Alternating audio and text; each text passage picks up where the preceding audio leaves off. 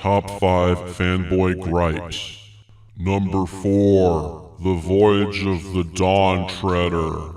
Yeah, I know. I'm one of the few people in the civilized world who actually cares about the Narnia movies. I can't help it, man. The Narnia books were the first real books I ever read as a kid. It was literally my first conception that a fictional universe could exist, so I'll always have a soft spot for them. And the first two movies were just about perfect. Just like Lord of the Rings, there's no such thing as a perfect adaptation of a book series like this, but Chronicles of Narnia and Prince Caspian were about as close as you could possibly come. They were great. I will defend them forever.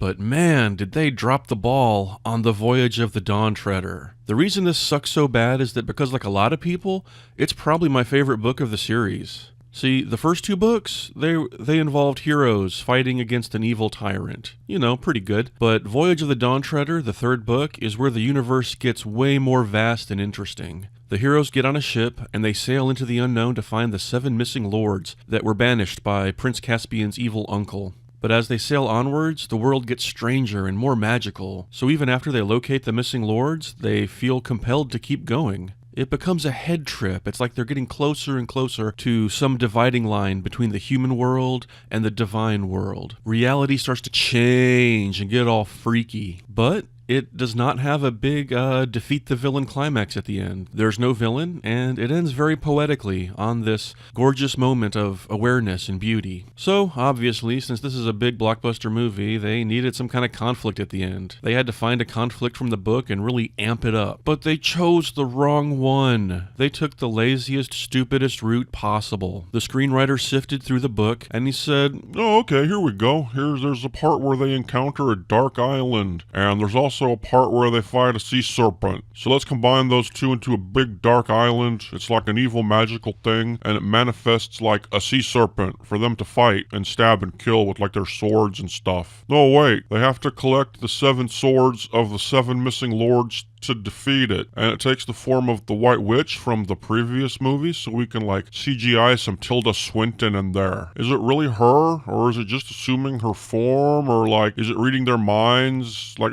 who gives a shit? The 4th graders are gonna love this. No, you assholes, you did it so wrong. First of all, the idea that the 7 swords of the 7 missing lords contain some kind of world-saving magic is complete nonsense. There's no reason why they would. These are literally just the swords that were carried by 7 dudes who were banished years ago over a long period of time. They're just regular swords. This is a universe-breaking piece of fuckery. You know how some stupid nerd said that there was stuff in The Last Jedi that went against the universe that had been established? There wasn't. But this 7 swords thing, it is. It is that bad. This is like if Rey met Luke Skywalker, and Luke told her, look, Rey, there's only one way to beat Snoke. We have to find the 7 blasters that belonged to the 7 Imperial officers that Vader killed. You know, those guys in the past like Admiral Piet and Admiral Ozzel? Each one of them had a regulation blaster, but when my father killed them, they lost them. But if we collect those 7 blasters, and if we gather them together in one place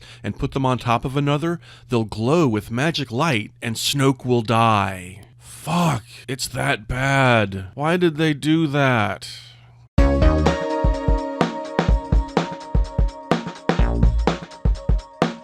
They should have forgotten about the sea serpent and the island, because there is a conflict in the book that could have elevated this movie into being a masterpiece, and it had to do with character, not stupid MacGuffins. See, there's a part in the book where Prince Caspian changes his mind. He says that he intends to end his journey by crossing over the barrier and ending up in Aslan's country so that he can meet the Emperor over the sea, who's, basically God. He's captivated by the grandeur of this idea of being the first person ever to sail past the ends of the earth and meet fricking God. It seems great, but it's also a self-aggrandizing act of hubris, because he'd be abandoning the throne that he just won like 3 years ago. If Caspian never returns to Narnia, then they'll have no king and all kinds of chaos will happen. And that's what Edmund tells him. He says, look, brah, it's tempting tempting, but you have work to do. You have a whole lifetime of being on Earth and doing shit until you're like 100 years old. And then you can die and meet God because God has a plan for you, brah. That's how this C.S. Lewis religion shit works. You can't just grab for all the glory when you're like 20 years old. In the book, this is all solved really quickly. Caspian spends about 2 pages being like, oh, fuck y'all guys, I'm doing it. We're gonna go meet God. But then he has this vision of Aslan that humbles him, and he comes to his senses, and he's like, yeah, okay, that'd be a bad idea. I don't deserve to meet God yet. See, there's your final conflict. That's what you take and amp up to make this into a masterpiece. Caspian is determined to leave Narnia and meet the Emperor over the sea,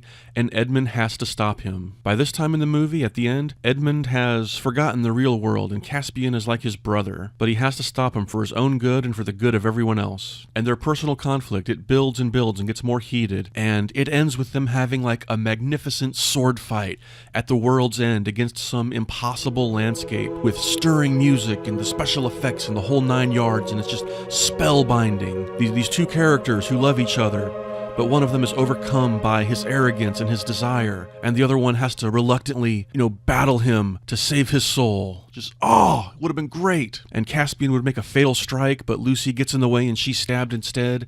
And as she lays there dying, Caspian realizes what he's done, and he says, what have I done? And then Aslan appears as the Lamb of Jesus and heals him and forgives him for his arrogance, and then it's like the perfect fucking ending. It's so simple. It causes me pain that they didn't do that. Such a lost opportunity. Especially since the kid that they got to play Eustace, Will Poulter, he was fucking perfect. He was the perfect Eustace, and he deserved a perfect Narnia movie. Oh, God.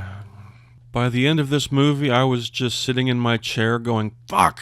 They messed it up. And then during the credits, the end credits are pretty cool. They show all the artwork from the book that I read back in 5th grade. And that artwork just reminds me of the absolute magic that the book was, and how badly they translated it to the screen. Every couple of years, I'll read that they're still trying to make the 4th book in the series into a movie. The Silver Chair? I really hope they do that, and that they get it right. If you're not familiar with the Narnia book series, by then, all the original kids have kind of been retired, and it is kind of like a reboot. It's kind of like the Force Awakens of the Narnia series. The past is kind of in the past, and like this new shit begins. They'd have to recast Eustace because Will Poulter is like a big muscular adult now, but I'd still look forward to it.